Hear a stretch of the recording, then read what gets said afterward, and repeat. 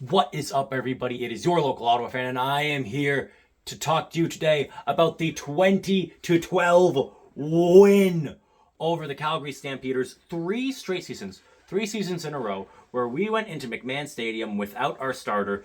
3 straight seasons, we walked out of McMahon with a win under our belts. All of them in pretty exciting fashion. This certainly the least exciting. It's funny, we've gotten progressively better and better against Calgary in McMahon Stadium each season.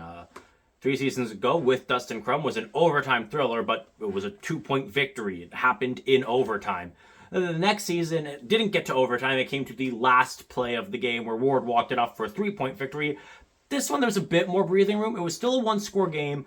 It was decided by 8 points, but towards that second half, started to feel like, okay, we had some control. When we scored that touchdown, it wasn't game over, but you could feel that shift, that okay, this could be it. And when Ward hit the uprights, and gave them life, defense clamps down, and we did a good job of putting this game to bed. And honestly, I think there was a general feeling when Ward hit the uprights that it's still a tall order, right? You got to get to the end zone and get the 2 points. And with how the game had been going, it was tough. They didn't hit pay dirt once. They did not score a single major all game on us. That is awesome. That is a great game. Oh, we only scored 1 touchdown. And let's be honest, I think the biggest storyline of this game has to be the weather. More than Brown being injured, more than anything else, the conditions of this game were terrible. I was looking up what the attendance was at this game, because if you watched on the television, it looked abysmal. I think that high school games have more people in the stands. I have the, from TSN, this is the exact number they gave. The announced attendance was 16,584. They were not close to 16,000 people. I think that the 584 part is still a bit of an exaggeration, because it was horrible. It was a terrible storm, and that certainly played a role. But at the end of the day, one team got 5 turnovers. One team actually did get a touchdown. I am confident in saying that the better team won this game, and that Calgary played a good game. And also, yeah, if Drew Brown was in this game, we're talking a whole different ballgame. Dustin Crum, who I think did decent, definitely did what he was supposed to do, which is not be the reason why we lose the game. Dustin Crum is not a star quarterback, but he's a quarterback where if the rest of the team is doing their job, you can win with him. And that's exactly what happened today. Special teams was great. Defense was wonderful, and when they were starting to look a little rocky in the big moments, they came up, and they made the stops they needed to make. There were 3 separate times where they went for it on 3rd down, deep in our territory. Now, one was at the end of the game, but still it was at about, I think, our 25. And there were two times where Calgary was 3rd and goal. One was at one was 3rd and 4 at the 7, so not technically 3rd and goal, but within our 10-yard line, 10 yards away from a touchdown, on 3rd down, 3rd and short. Let's put it that way. 3rd and short in our 10-yard line. And we stopped them both. We stopped them 3rd and goal at the 1. That was a momentum shifter. That drive that started at the 1 went 95 yards for a field goal. A complete change in momentum. And a 95-yard drive? Not too shabby, Dustin. That's a good drive. In a game like today, with conditions like what we had, 95 yards? It's crazy. I think that was the longest drive all game. What Dustin Crum needed to do was not be the reason why we lost. And the rest of the team delivered. His stats... 17 this is Vernon Adams, sorry. Let me get to Dustin Crum. 9 catches on 22 attempts. It's not amazing. Less than half. 9 completions across 22 attempts is not amazing. Only 111 yards passing. That's pretty low. But look at the rushing stats. Edebobe, I definitely butchered that. I'm sorry, Daniel. But 96 yards across 10 carries and an average of 9.6 yards, a lawn of 52. William Stanback, 9 carries for 82 yards, an average of 9.1, a lawn of 18. And Dustin Crum, 11 carries, most on the team, for 64 yards. That still averages 5.8, and he had a lawn of 15. And when he carried it, you know, a lawn of 15, that's the shortest of them all, like, for their longest. So he was consistently, you know, running, getting us a few yards, just keeping the ball, moving it down, keeping us in it. You know, nobody scored a touchdown on either team until about 5 minutes left in the game. I think 5:02 was the exact number. The difference was Crum would just chip away slowly, get us into field goal range, get some points. Chip away slowly, get us into field goal range, get us points. Not every time, but enough that we, the entire game, had the lead. The entire game, from the moment we scored. And we scored on our first drive. And then we never gave up the lead. We had a lead in the first quarter that we never gave up. And again, this is with our not star quarterback. Could you imagine if Drew Brown was playing this game? This would have been a blowout. This would have been pantsing the Calgary Stampeders. And I can't blame Dustin Crum for inaccuracy. A lot of it actually wasn't inaccuracy. There were a lot of good passes that were simply dropped. Again, the weather conditions are a big factor in this game. And the other big factor is 5 turnovers. A fumble that we recovered, a pick, and 3, count them, 3 turnovers on downs. Now, we didn't get a whole bunch of points. I think we only got 6 on those. But first off, in a game that you win by 8, those 6 points are pretty important. One of them, it was a stop at like the 4. So you can't like be too upset that you don't get a whole bunch of points. Again, one actually was a 95-yard drive that anywhere else on the field probably would have been a touchdown. The fact that we got any points out of a drive that started at our 1 in these weather conditions is amazing. Overall, this is the game that I wanted to see. Especially when I heard Brown was out, I was like, uh-oh. Like, we're going to be 0-3. And then I heard about the weather conditions, and that actually really boosted my confidence. Because I was thinking, like, a decent quarterback who's not a star quarterback can win in poor weather conditions if they just do their job. If they don't go for the big sexy play, try to get 50 yards, and just do what needs to be done to just keep their team in the game. Dustin Crum played the game that we needed Dustin Crum to play today. Would this game win in the playoffs against Montreal? No. No, absolutely not. We'd get destroyed. But this wasn't a game in the playoffs against Montreal. This was a game in McMahon with poor weather conditions against Calgary.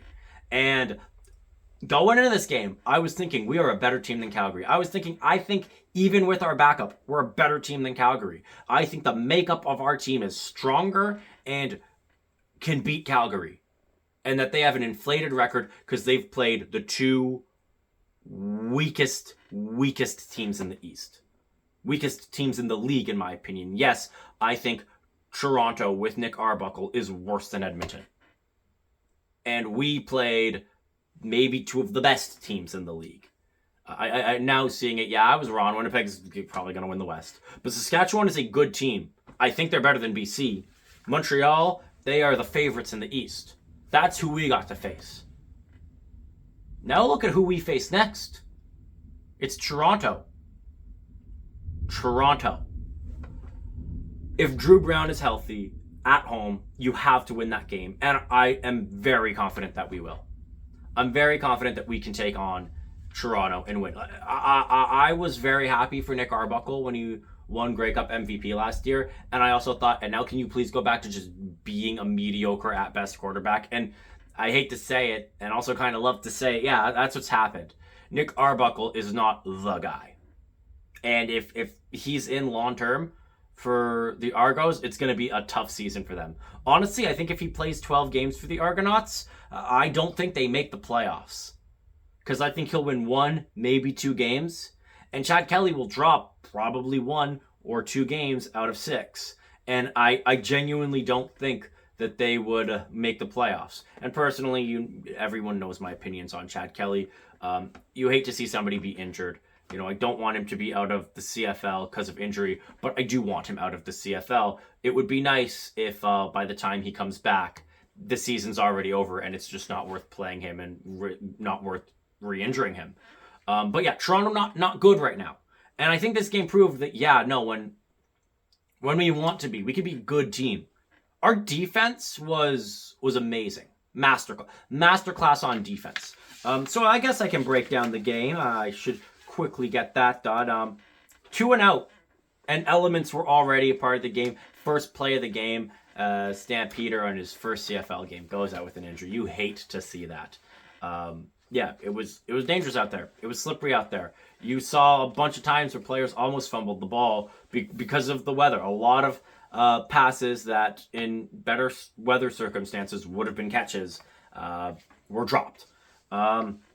We're deep in our territory for Crum's first drive as a starter this season. He didn't get to start a single game last season, but his first drive, he does a very good job. There's no real mistakes except a time count violation. A nice mix of passing, rushing, and him running with the ball himself. We get to their 26, and again, we have some good passes that could have gone for first downs, but don't because of the weather. We kick a field goal. Ward had a great game. He was 4 of 5. And the one that he missed hit the uprights. Great game for Ward. And this is the first of his field goals. 3-0 Ottawa. Our defense needs to get their secondary under control still. But we miss a sack, and then we get a sack. And we put them out of... They're in field goal range, but we put them just out with our sack, out of the range to actually score. So they kick, they miss, and we run it out of the end zone, so there's no rouge, but then we get sacked in the end zone. So instead of giving up a rouge, we give up a safety and kick the ball back to them. This is when I was worried. This is one of those things where you're like, oh, this could be that play that changes the game. It wasn't. 3-2 for Ottawa still, and it's all right. It's all right, because even though our secondary, again, not doing great, we're not doing a great job defending. This is when 3rd and 4 at our 7, and we get the stop. They go for it, which I thought was a gutsy play. Not the play I would have done, not the play they should have done. If they had kicked it when they were in our 10-yard line, then when they had the ball late in the game, they would have been down 2, not 8. And they could have settled for a field goal. But they didn't, and they didn't. And this is what I mean. Our defense might not have played perfect, but when it came time to make the stop, they make the stop. We get the ball back. And 3rd and 1 at our own 16, we debate it. We ultimately punt. I agree. Good decision. If we go for it and we don't get it, that is a game-changing moment. Personally, I maybe wish they hard counted to try to get like an offsides, but I don't blame them at all. Smart, and Calgary almost fumbles it, and our defense holds them to a 2 and out. So you look at that, our defense gets a 2 and out, gets a 3rd down stop, gets a 2 and out to start the game. Great start for our defense. And then we fumble the snap because we get to 3rd down, 2 and out, fumble the snap. Leone still gets a punt, so that's all right, something. And then on their first play, we strip the ball and we take over. We recover it. It's Calgary ball, and then it's Ottawa ball. Just like that, right near midfield. And yeah, we punt again. But at least this time we're not punting from our own, backed up at our own territory. We're kicking deeper down.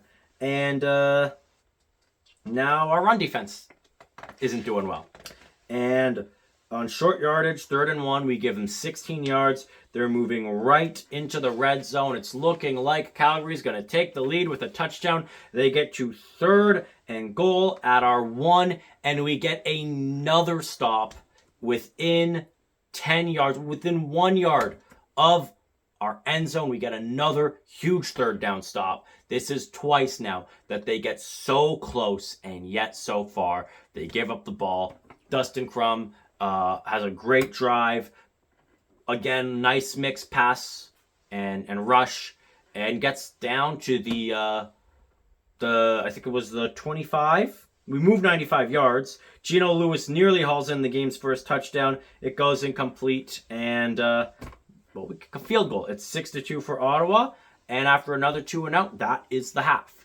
A 6-2 halftime score is, again, very indicative of the weather, but it was a score that I liked. It showed that, look, yes, they had deep drives, but when it mattered most, our defense made the stops, and we made the smart decisions. We took the points. We had the lead. And, well, Calgary gets the ball with the wind heavily blowing in their direction. Despite us getting a stop, they kick a rouge on the punt. So it's 6-3. But we get another good drive. We get down to the Calgary 19. Again, we can't quite hit pay dirt. Settle for the field goal. 9-3. See what I mean? Chipping away. Just chipping away. Keep increasing that lead a bit. Now we're up by 6. Now to tie the game, they would need a full touchdown. And I felt throughout this game, like if a touchdown scored, that could be the game. And at the time, it was a big if. And ultimately, it kind of was. That touchdown, really, 8 points in this game was a lot of points. 8 points in this game, that was a tall order for any team to come back from. And first play, Calgary gets all the way down to our 36. No one's near them. And we force a field goal. So again, our secondary could use some work. A few times I was like, oh man, like they are just instantly getting big plays and getting down the field. When they pass the ball deep, we kind of have nobody covering. But again, our defense did their job. They force a field goal, 9-6. Now it's our turn. We move down the field.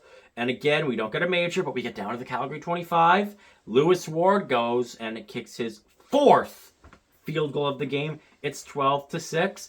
Calgary, again, they respond in kind. They get just enough yards to get a 51-yard field goal with the wind in their favor. 12-9.